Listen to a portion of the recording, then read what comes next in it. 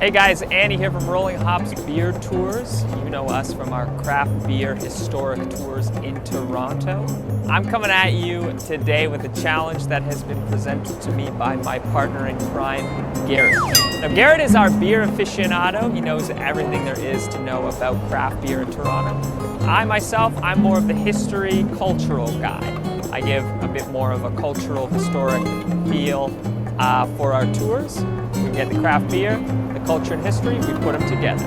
So Garrett has come to me and he said, Andy, you don't know enough about craft beer.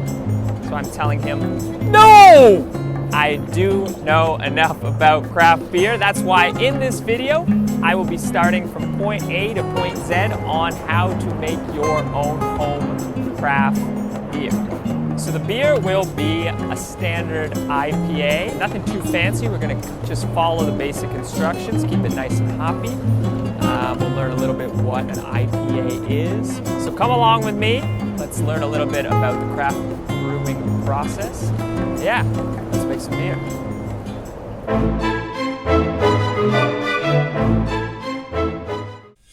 Okay, so I'm cheating a little bit. I'm using a beer making kit made by the Brooklyn Brew Shop, but still, this does not mean that I don't know what I'm doing, and it doesn't mean that I'm a novice to all of this. It just shows that I can follow instructions that are carefully laid out, and it shows, you will see, that I know a lot about beer. Okay, let's open up the box and see what's inside. Some of you might be thinking, wow, is that all you really need to make beer? And the answer is, well, pretty much, yeah.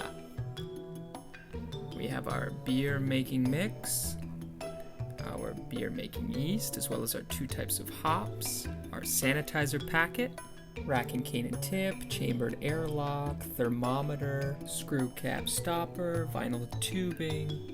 Finally, the 1-gallon glass fermenter, or 3.8 liters if you use the metric system.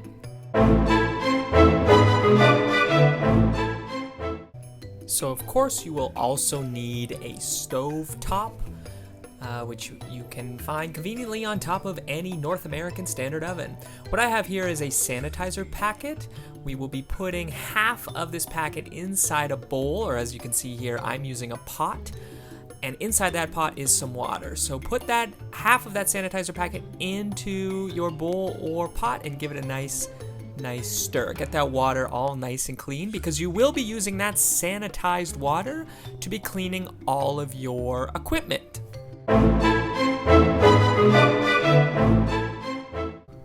Let the brewing begin. This is step 1, and step 1 is called the mash. Now, essentially what we do for the mash is take 2.5 quarts or 2.4 liters of water and try to bring it to a steady consistency of 106 degrees Fahrenheit or 71 degrees Celsius. Now, don't mistake this pot for the initial pot with the sanitizer. This is a completely new pot filled with, like I said, 2.5 quarts or 2.4 liters of water. See what I'm doing here? I'm using my thermometer to try and keep the consistency of 160 degrees Fahrenheit or 71 degrees Celsius for the water. I actually found that a little tricky to do, just to keep the water at this consistent temperature, but you want to try your best to do so. So go ahead and grab your big bag of grain and toss it all inside of the pot. After adding in your grain, you're going to want to stir the pot for a minute or so, just so that you get the consistency of oatmeal inside of the pot. So you want the grain and the water to mix in nice together. Try to keep the temperature around 144 degrees Fahrenheit, in between 144 and 152. In Celsius, that is 63, in between 63 and 68. Set your timer to 60 minutes, that's 1 hour.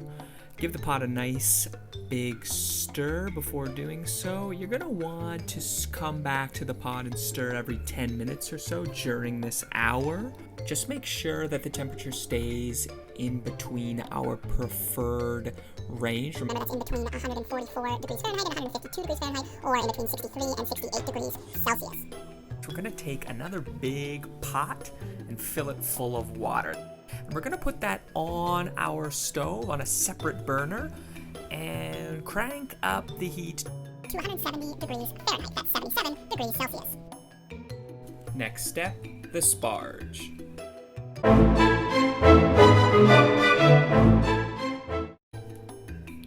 So here we have our Lathertun set up. Lathertun basically just meaning my metal strainer sitting on top of the pot.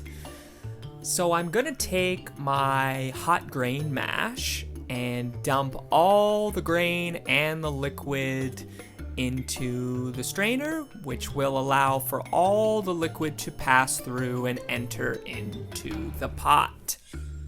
Probably a good idea to move the strainer around a little bit to get all that lovely liquid into the pot. Take your big pot of water that should be nice and even. 170 degrees Fahrenheit, 77 degrees Celsius. And you want to take it and pour it nice and gently and evenly over atop your mash that is sitting in your strainer. The reason for this is we want to get extra water into the pot in order to eventually become our beer. Remember to try and be slow and gentle, or you will have some overflowing like I did. Pretty stupid on my part. So what I've done here is actually pulled a little switcheroo, placing all of our wort, which is just another word for our beer liquid that's not yet fermented, into our big pot in order to pass this wort through the mash once more, just to get all of the liquid to soak up any residual flavors that the mash can provide. Next step, the boil. So the boil is pretty self-explanatory. You want to take your wort, put it back on the burner, and bring it to just a light boil, just so that you have a nice layer of foam on the top. Make sure you're not at a heavy boil, or you will lose a lot of your fermentable sugars that we want to keep. At the start of the boil, we're going to take our package of Columbus hops and add that to our wort. Make sure to set your timer because the boil process takes 1 hour to complete. Every 15 minutes or so, you're going to take your second package of hops and add a little bit to the boil. Next step, fermentation.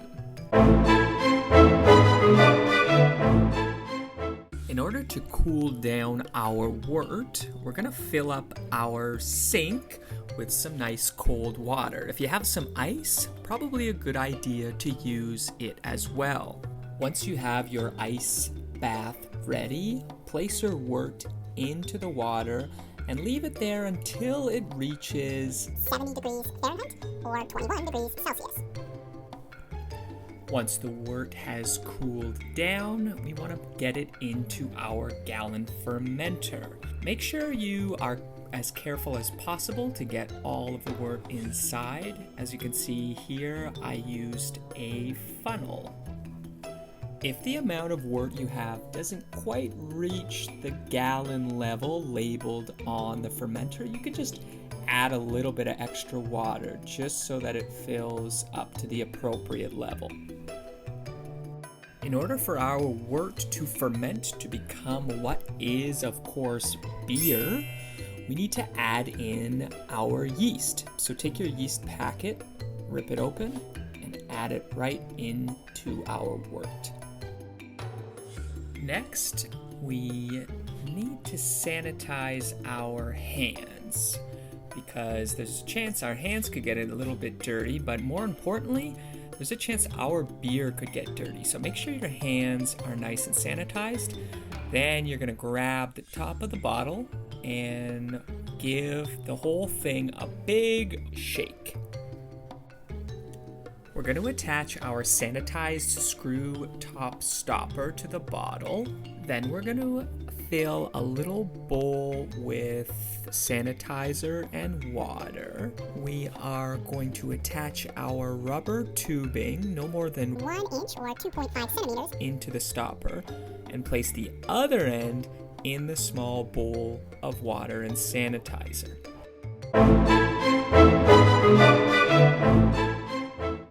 After 2 or 3 days, replace your vinyl tubing with your airlock filled with sanitizer.